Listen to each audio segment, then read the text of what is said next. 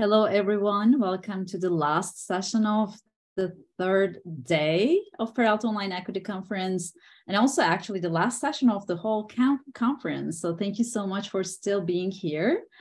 I know it's a Friday, no matter where you're joining from, no matter what time it is, it's a Friday. So thank you so much for giving your Friday time to us.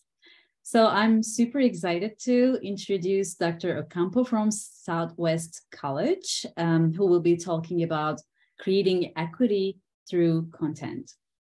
And before I pass the microphone to Dr. Ocampo, I would like to remind you a few items. Please make sure that your microphone is muted when you're not speaking to minimize background noise. Also, please pose your questions using the chat function. And toward the end of this session, we're going to share your questions and comments with Dr. Ocampo, and we will have a discussion afterwards. And also, please make sure that you turn on the live transcript. We are using automated Zoom captions, and we will edit the recordings afterwards to share it in our YouTube channel, which I will be sharing in the chat box soon. And at the bottom of the Zoom window, you will see a closed caption button, and you will see the live transcript text underneath that button. So select to turn them on or off as you prefer. Saying that, I'm going to pass the microphone to Dr. Ocampo. Right. Thank you so much for being here again. Thank you. I appreciate the warm welcome, Didem, and welcome everyone who's here with me. I'm excited to be here, and so I'll get right to it. We only have a very, very short time. We're going to cover a lot of things. It's going to go by really quickly. So we're going to be talking about culturally responsive, culturally affirming, culturally relevant classrooms. Those are interchangeable terms. I use all three throughout the conversation today. But I am a professor of education and English at Southwestern College. So I'm excited to join you all. And I thought it was important that I mention before we get started my background and how I identify, because a lot of the images that you're going to see, you will see that they're very much through this lens. The college I teach at, Southwestern College, we are right near the border of Tijuana and California. So a lot of my students are from Tijuana, and they cross the border daily, or they just zoom in. And at our campus, 70% of the students identify as self-identify as Latinx, Latina students. The majority of them Mexican-American students. So I want to kind of give that little disclaimer before we get started, because it's the images that you'll see, and kind of my focus is not in any way to diminish or to subordinate any other cultural or racial groups, but this is the lens that I'm going to be speaking from. All right, so here's our agenda. We'll do a quick icebreaker. We'll go over the definition, very basic definition of culturally relevant andragogy. Some call it culturally relevant pedagogy, the myths and facts. And then the purpose of this is to show you examples of what that means. How do you create a culturally relevant classroom? And we'll have some activities, and at the end, we'll have time for a Q&A.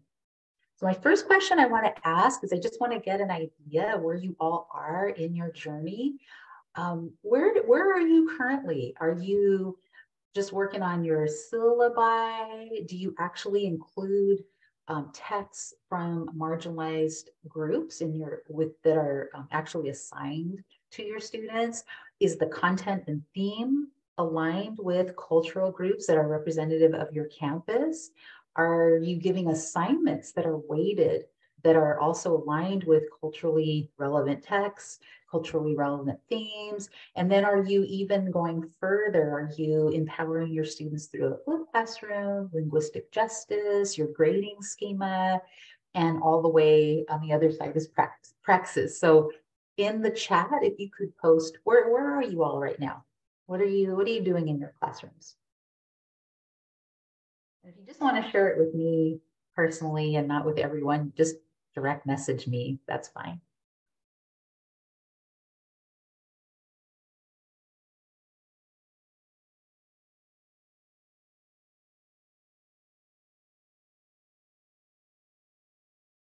All right. Practice. Wow. Well, this is a very impressive group. Multicultural text, content themes. That's awesome. Awesome. Room to grow. Yeah, and most of us have room to grow, you know, myself included. I've been on this journey for a while, but I'm constantly learning, and I'm always going to workshops like this because, you know, we all can grow and we all can learn. So thank you for sharing where you are. And to kick it off today, I want to share this is a audio clip that's from TikTok, and I just heard it maybe yesterday or the day before yesterday. So I'm going to go ahead and play this for you. Like I said, it's not a visual thing, but let me share my screen. Here we go.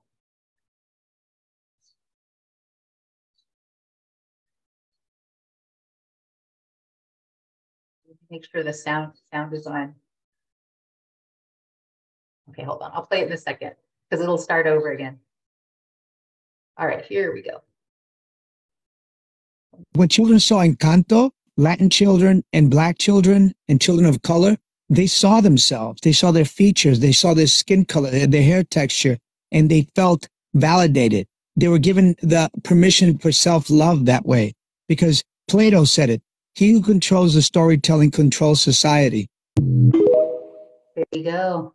I really like that. Oh, let me turn that off. All right, let me go back to my Zoom, share my presentation. So I really like what John Leguizamo says here because he's precisely talking about what we're going to be talking about today, something that is culturally relevant and the impact that has on our students. Now, in this case, you know, he's referring to little kids, but in our case, it's very consistent with this message, right? That when our students see themselves in the curriculum, in the textbook, in the assignments, when they see themselves, we can help them become more engaged with the content. They feel more validated. It's resonating with them, and it just really opens the possibilities of learning. So knowing that, just that little glimpse so that you got to hear from John Leguizamo, I wanted to ask you all to define culturally responsive teaching. So in a sentence, just a short sentence, you know, I'm an English teacher, it doesn't have to be perfect. Don't worry about grammar. In one short sentence, can you define what is culturally relevant teaching? You could post in the chat. How do you define it? I'll give you a moment. Or as I constantly reference to my students, think of the 5 W's: who, what, when, where, and why, right? Who's it for? What is it? Why are we doing it? Oh, no way. Very good, Anita. I like that. All students in the course feel like they belong. Yep, belonging is such an important piece. Yes, respecting all learners' identities and experiences. Bridging students' cultures to academic learning. Yes, I like that vision of a bridge. You know, that's very powerful. Teaching that embraces different cultures of students. Yes, and you're all correct. This is all wonderful. I'm going to show you here the definition that I've kind of worked on throughout the years. And so this is like my working definition. But I like this definition because I feel like it really encompasses everything that we're talking about. So it's student-centered, right? And it's an andragogy focused on recognizing, valuing, and including students' cultural background in all aspects of learning. So Anita said it first. She said all, right? So that's part of it, the all. This includes their legacies, lived experiences, and cultural knowledge. It's an equity-focused practice, okay, because this is a conference about equity. So it's an equity-focused practice that strategically focuses on engaging and retaining marginalized students. It's a consistent practice, meaning it's not a one-off thing that we do for Black History Month or for Cesar Chavez holiday, right? It's a consistent practice the entire semester that affirms racial, linguistic, and cultural identities, and elevates historically marginalized voices, and empowers students as agents of social change. I mean, just reading this definition, I feel empowered already, but it is a very powerful teaching concept, and this is why I'm so passionate about it. Now, this term, culturally relevant pedagogy, was first termed and coined by Dr. Gloria Ladson-Billings to describe a form of teaching that calls for engaging learners whose experiences and cultures are traditionally excluded from mainstream settings. And I love this definition here because it gets to the point of what we're trying to talk about. We're referencing those students whose voice is not in the classroom, students whose legacies, their cultural wealth is not a part of our classrooms, right? So this is really important. I also like to reference Dr. Laura Rendon she's from University of Texas. She coined the theory validation theory. And essentially, this is what we're doing when we do a culturally relevant, or when we have culturally relevant teaching. It's like a mirror, right? So the students can see themselves and engage with the content. We're in essence validating these students. So those two go hand in hand. And I often get asked the question, well, can you tell us or show us what is the framework for culturally responsive, culturally relevant teaching? This is a framework I developed. I don't think you'll find this anywhere, but I put this together because I'm a visual person. So I want you to see that the student is centered here, right? The student's right in the middle, not the professor. The professor is here, right? We are on the periphery. We are an institutional agent that's going to help facilitate this. And then around the edges here, these are the different theories that have been put forth that are aligned with culturally relevant teaching. And then over here in the corner is something very foundational. And I want to take a moment to speak a little bit about this. When we talk about culturally relevant teaching, often a huge foundational part that's missing from this conversation is how race is tied directly into this. So if we're thinking about equity, we have to say, equity for whom? So the first question I want to ask is, historically in the United States, what groups have been historically marginalized and who have the greatest equity gaps in education? Who knows? If you can put this in the chat, what are those groups? And I'll give you a hint, there's 3 groups. There's 3 groups, 3 racial, ethnic groups who have been historically excluded. Their voice, their legacies, their culture has been historically excluded from the mainstream classroom, but also who experience the greatest equity gaps. Who are those 3 groups?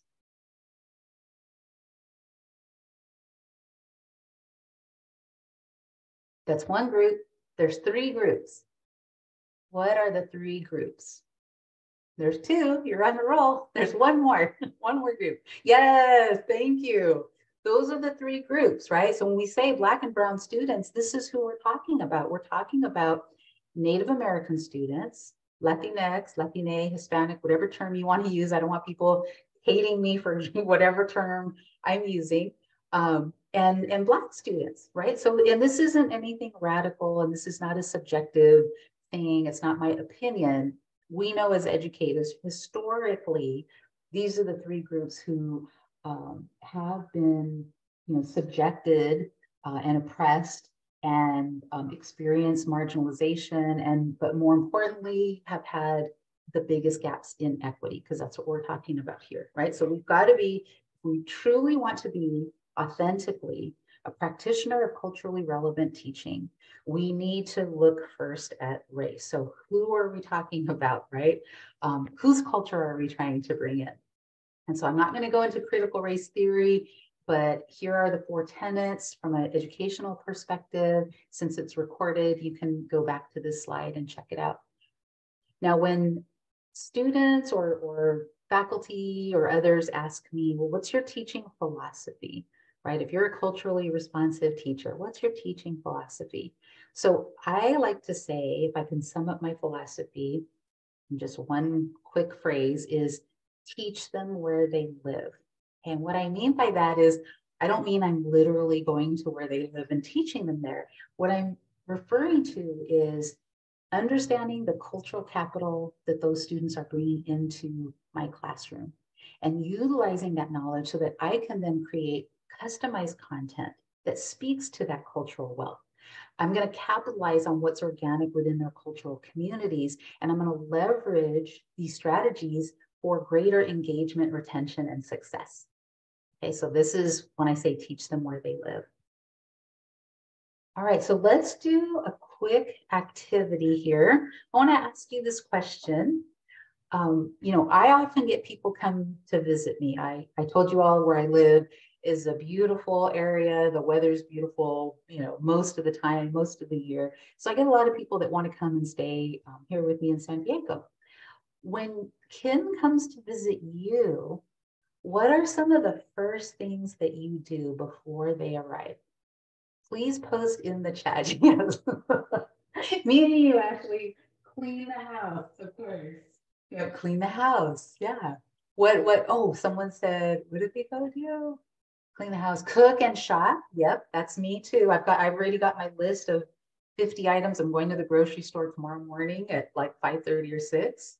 Shop for food, cook, shop, flowers, prepare a room. Yes. I love Jeanette that you said flowers. I get flowers too. We're on the same wait. But preparing a room. Yes, these are all things. So when I have Ken come to visit, this is what I do typically. I start cleaning, right? I take all the sheets off. Since we have 3 kids and they're all gone now, we have all these extra guest rooms. So I clean all the sheets. I get fresh towels. I probably will even put a little basket of goodies in their room. I want to make sure that when folks come to visit me, they're as comfortable as possible and they feel welcomed in my home. I want them to feel a sense of belonging in my space because, they're coming to visit me and I just want them to feel at home. Okay, I see another person have posted, definitely clean the house. Yeah, that goes without saying, right? So this is very similar to what we do with our students, right? So our students, instead of our kin coming to visit us for a weekend or a week, our students are with us for 16 weeks. So think about what we can do. If we use the analogy of shopping, what can we do if we're shopping for our students? What kind of texts are we going to shop for them? What kind of assignments are we going to come up with? What themes will we use, right? So be thinking about if our space of learning is similar to like my guest bedroom, how can I make that space as inclusive as possible so that when those students come, they're going to feel so welcomed in that space, right? I bring in music. I'm a baker. So when I teach in person, I bake all the time and I bring things in. And I'm really trying to create a space where the students feel really comfortable. They feel, a lot of my students have food scarcity. And so sometimes I know that they're relying on the meal that I make, whatever that is. So those are the things that I'm thinking about, right? And so this is what we want to think about with our students. So far, we talked about the definition of culturally responsive teaching. I showed you my framework, right? We did a little activity. Let's move on to another component. Before we can be culturally responsive, we need to know which cultures. Okay, so I looked up the state of California, right? And this is K-12. These are not community college students, but in K-12, 56% of all California public school students identify as Latinx, Latina, Hispanic, whatever you want to call it, and 78% identify as students of color. Now, of course, California, we're a very diverse state, right? So you're not surprised with these numbers. Just move on. Okay, but I want to stress that even though those are the numbers, right? And if we think about what we're trying to do with a culturally responsive classroom is we're trying to capitalize on those cultures in our classrooms. That doesn't mean that if there's a group that's not a majority group, like you saw in this slide, right? The largest group are Hispanic or Latino students, right? It shows it here.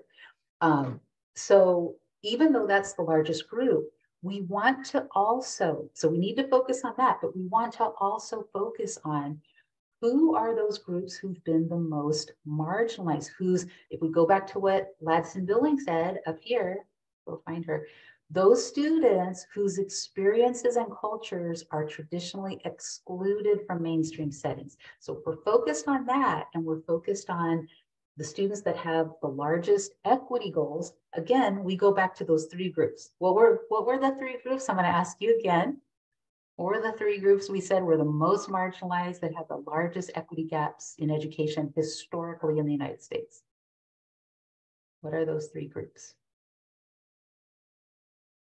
The groups in the second one. Thank you.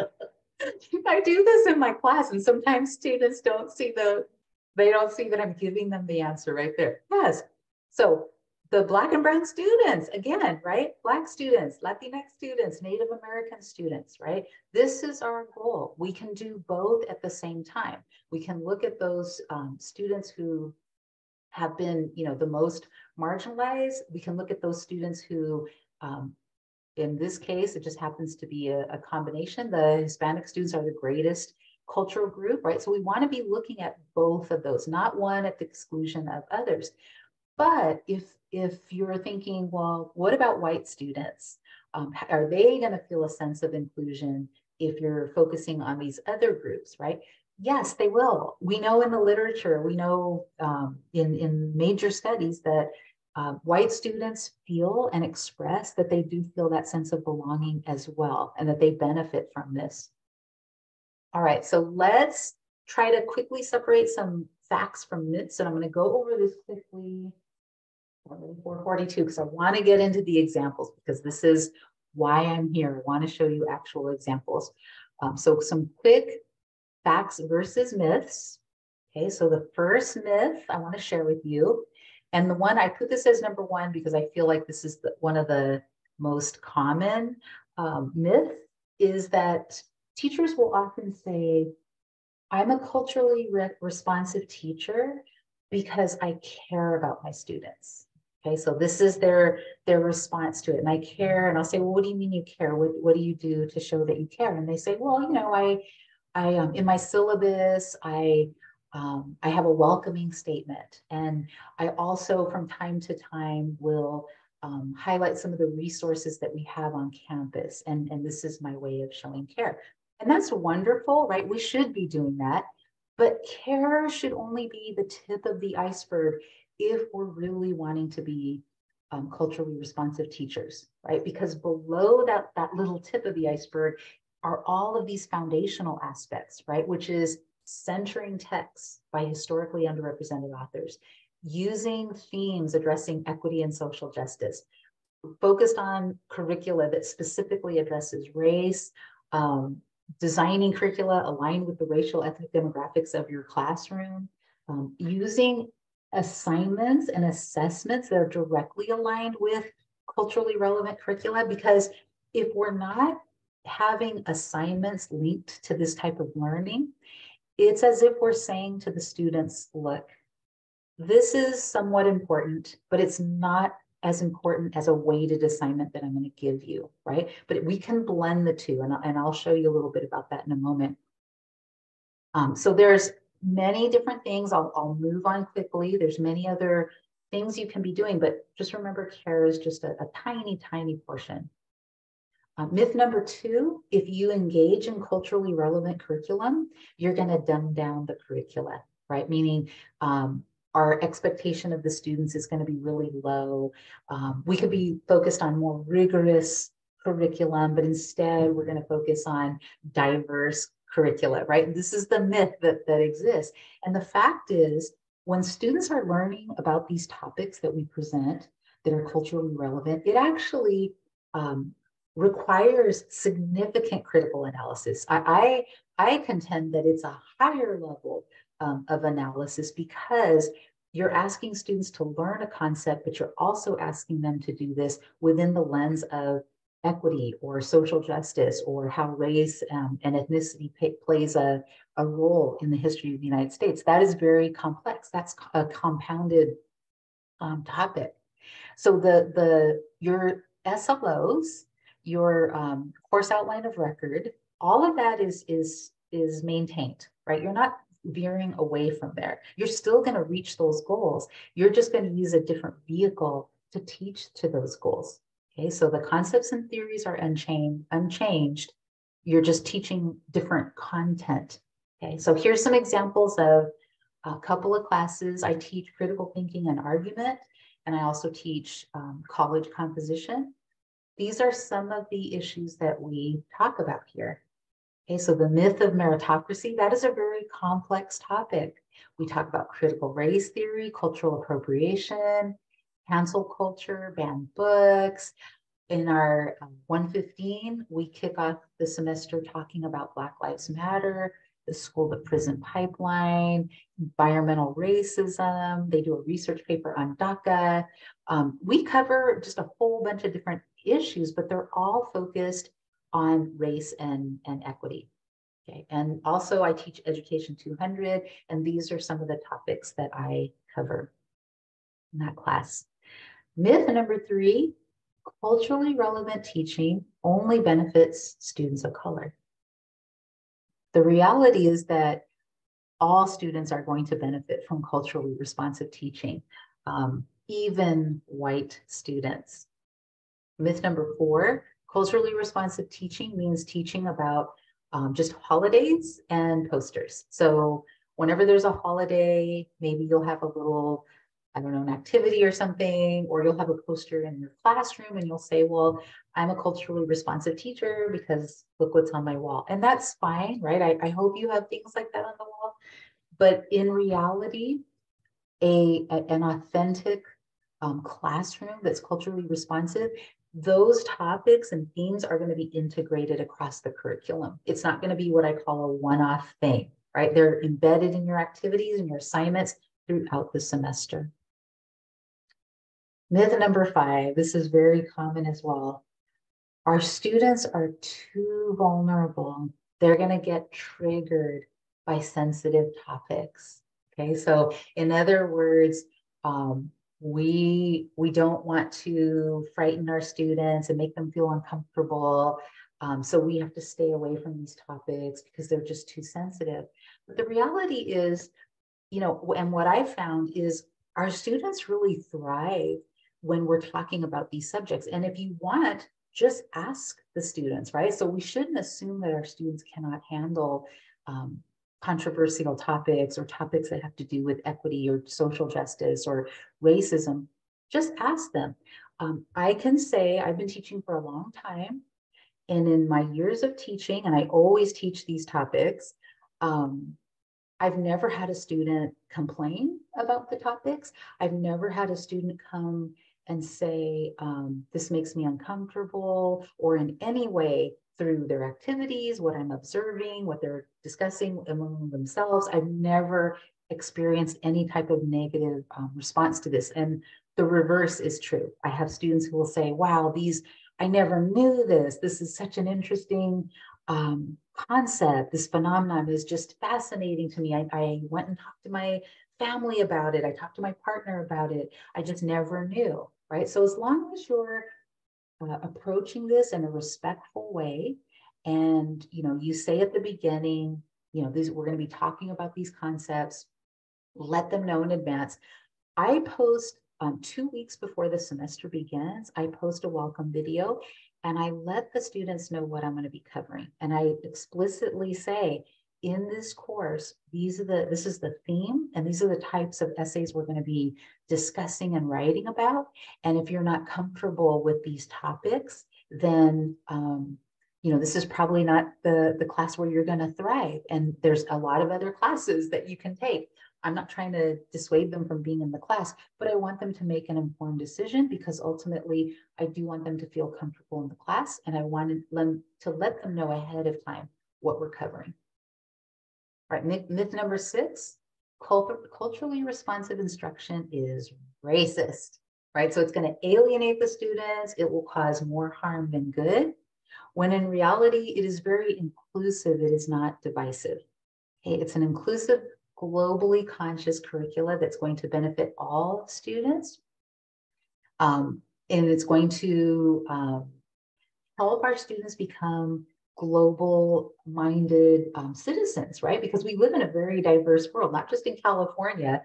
We are a global society. And so students need to learn about these topics if they want to thrive in this type of society. Myth number 7, only teachers of color can infuse culturally relevant practices. This is also not true.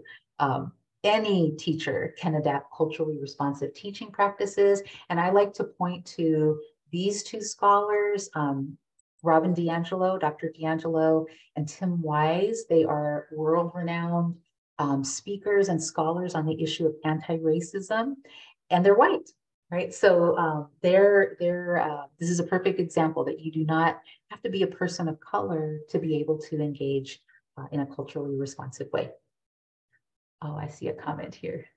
Yes, I love them both. Yes, right. So this is, and I like to show that image because I think it's so powerful, and it speaks the truth that, you know, anyone can do this. You don't have to be a person of color. You just have to have the inclination and the desire to want to do this. And it's really important in our state because the majority of students in your community college classrooms, in your state colleges, are going to be students of color, right? All right, and the last myth, I don't belong to an underrepresented group, therefore I'm unable to incorporate culturally relevant themes or topics. And what I mean by this and how this is different from myth 7 is many times instructors will say to me, you know, I'm not a person of color, and therefore I did not grow up in an environment where I have those same lived experiences as students of color, right? And so I feel like it would be awkward for me, or it would be, I feel like disingenuous because, you know, I didn't have that, you know, upbringing or that lived experience. And that's fine. You don't have to have that, because the truth is you don't have to be an expert and have all the answers. You can bring in experts. And this is what I did when I first started teaching. I did a module on undocumented immigrants. And the prompt I assigned the students was, are undocumented immigrants a burden to society? Yes or no, right? And burden encompassed a lot of different things. And because I'm not an expert, I brought in experts to my classroom. This was one expert I brought in, and she didn't know me. I just contacted her and said, hey, I'm doing this. My students are writing a paper. We're at this college. Would you be willing to come and talk a little bit about, you know, your work at NPR covering border issues? And she did, and she talked to them about the current status of undocumented immigrants, and it was fascinating. All right, so that's just the little history here. So let's look at the examples. All right, so I do a lot of low stakes things like we do a expository essay on the definition of pan dulce, and when I give this essay, I bring in pan dulce, and the students just write about what is pan dulce, right? Just kind of like the history of it.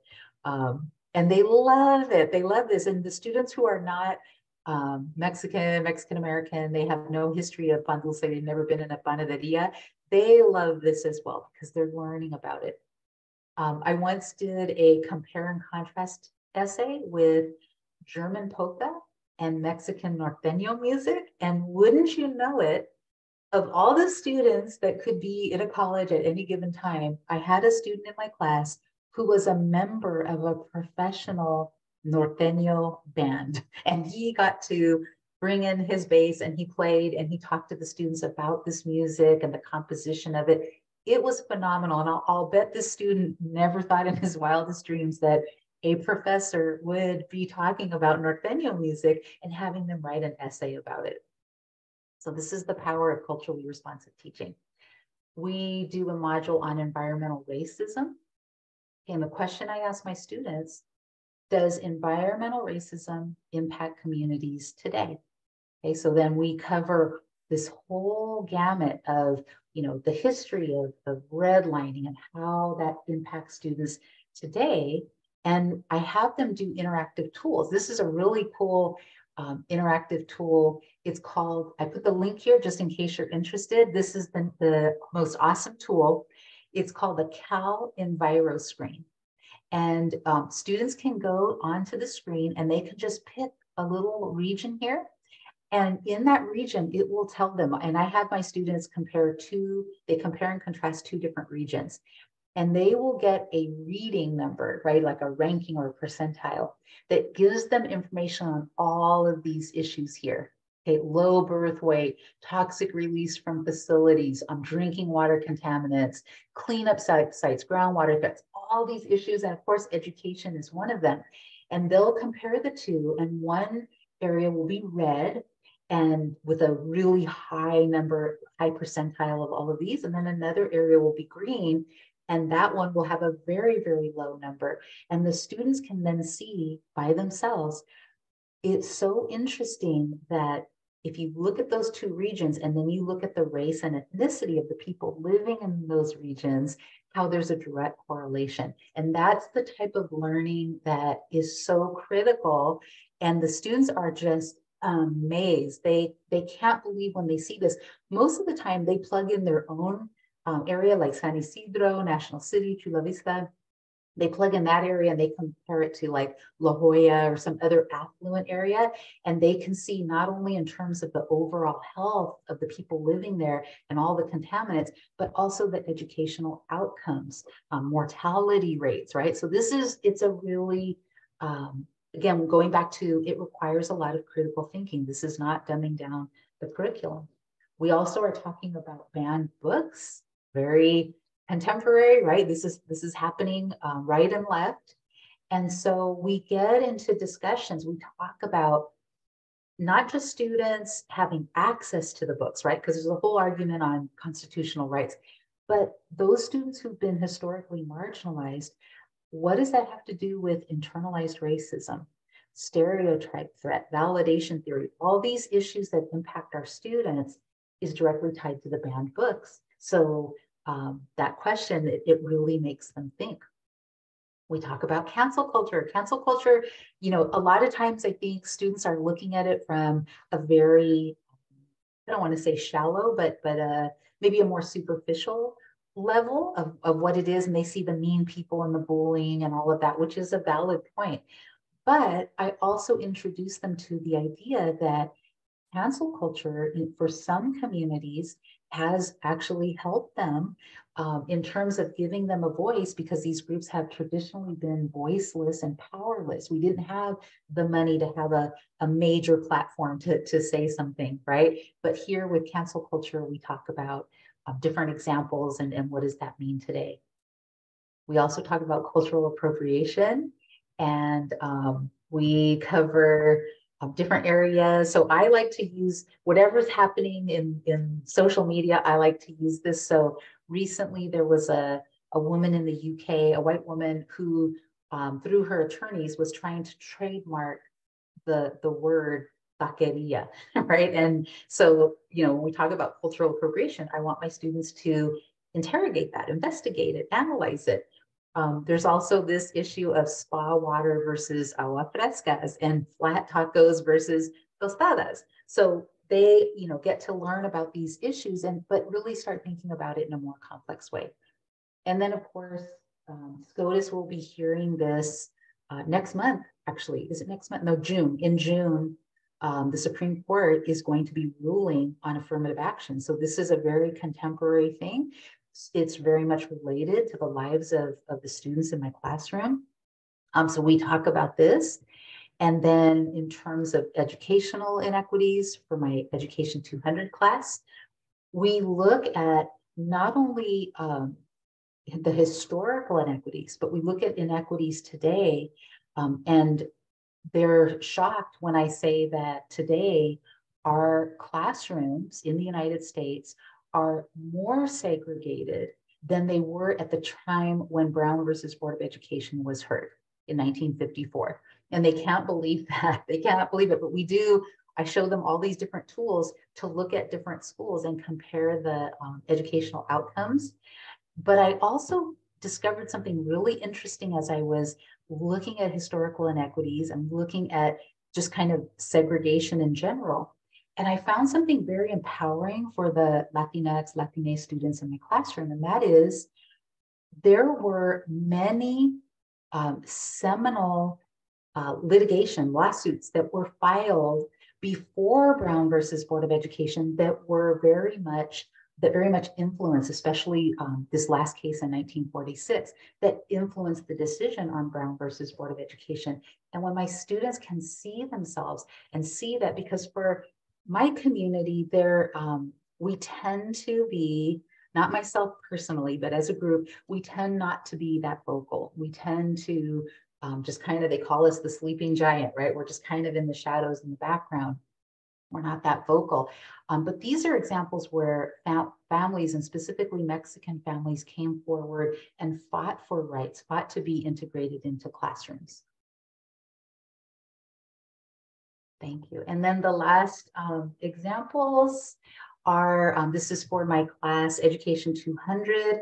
There is an amazing author and illustrator, Duncan Tonatiu, who's from Mexico, and he creates these wonderful books for K-5 students.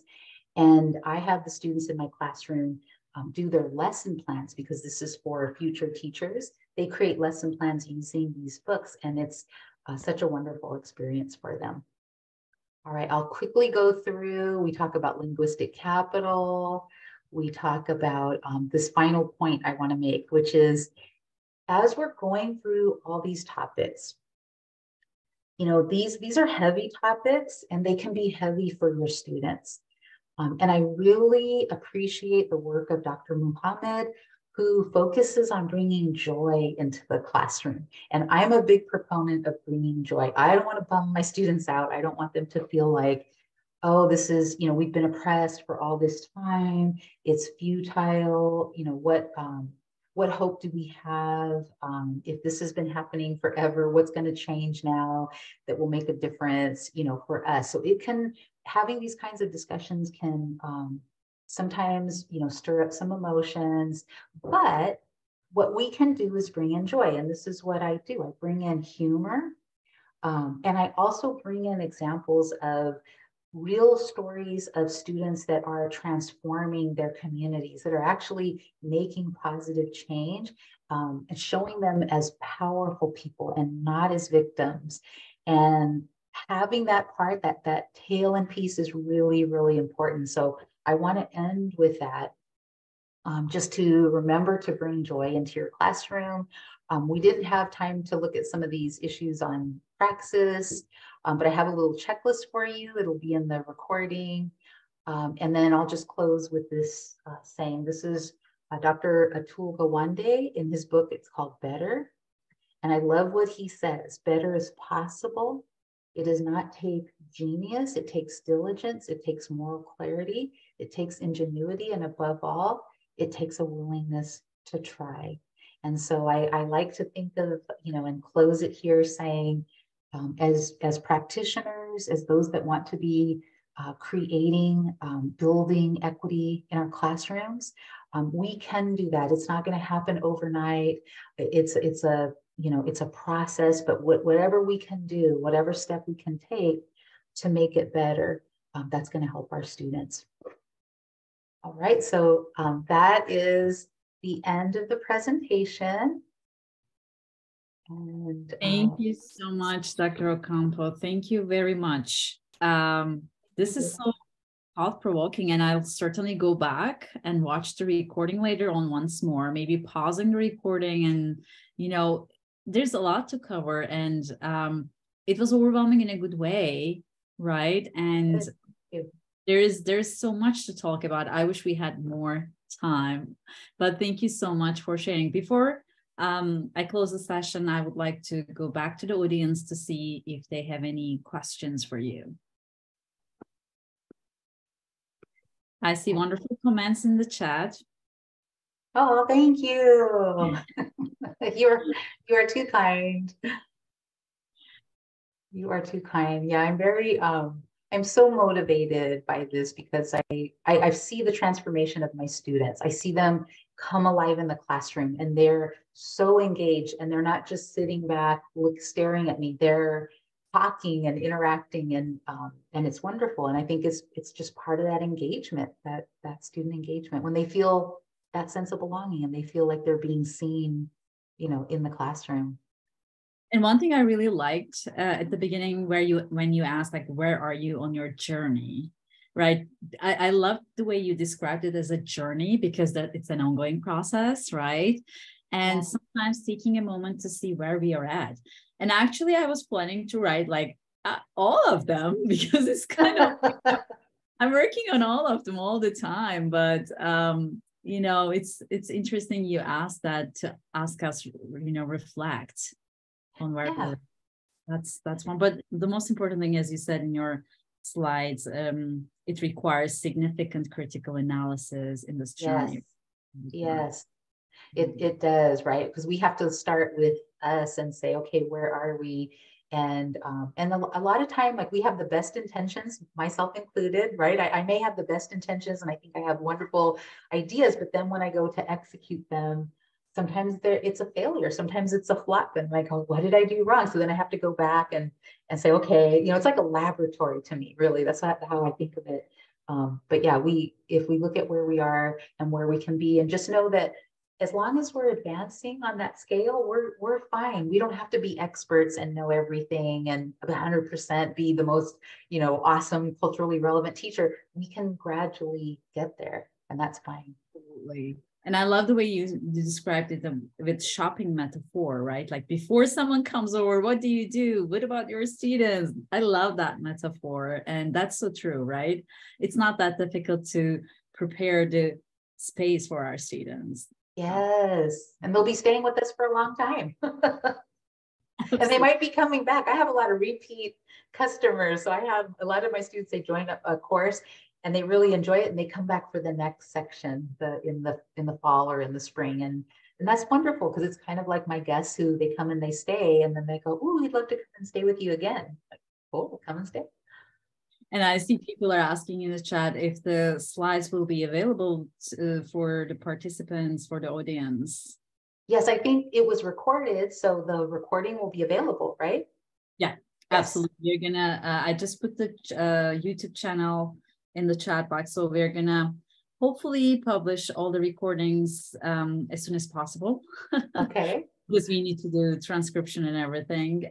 But yeah, they will be available in this channel in the chat, so please subscribe. And I'm just checking if we have any final comments. Yeah, I see a question about any ideas for using these for online classes like algebra and statistics. Yes, I have another presentation I do for STEM, like how to infuse culturally relevant practices for STEM, so biology, chemistry, whatever. I have resources for that. That's a different presentation, but it's interesting. That information is interesting, but the foundational part of it is very, very similar. It just requires some creativity, I think, you know, maybe a little bit more than with the social sciences, but there are really good books out there on these topics. Let's see, someone said, can the link to the resources be added again? Did we give a link for resources? Was there a link for resources? Oh, probably. Let me go back. I think Margie was referring to because she joined late a little bit. Okay. Maybe she assumed that there were links at the beginning. Oh yeah, I didn't. I'm sorry, I didn't include any links, but I do have. Here is a picture. Let me just go down here, right here. Here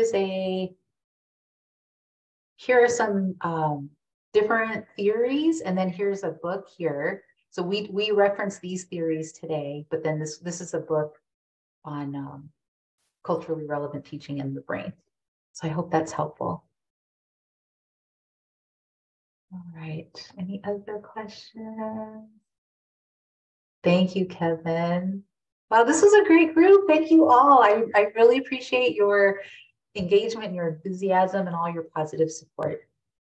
I also just want to say, in thanking you, Dr. Ocampo, that you were willing to go kind of late in the day. And I'm so glad you did, because this is like a great lifting right at the end of the day. It's absolutely perfect. It's really, really wonderful. Awesome. Thank you for that. I appreciate that. I'm all energized over here. I'm like, woohoo, let me go create some more curriculum. All right. Thank you. Then we can end the session here. We have another session. Actually, this is not like a presentation or discussion or panel, but this is like closing remarks. We're gonna have from 5 to 5:30. So if you still have energy, please come and join. And then we're gonna close those 3 days, wonderful 3 days, all together. So we hope to see you there. It's gonna be in this room. Okay. So stay over or take a break and come back. It's up to you, but we look forward to seeing you all there. Thank you. I will definitely stay. I'll stay. Thank you. I'm just gonna turn off my camera, but I'll stay here. Sure.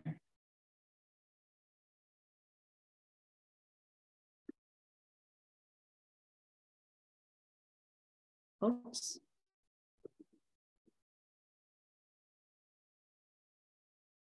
I seem to be talking to myself for a change. Oh, and Kevin knew it, of course.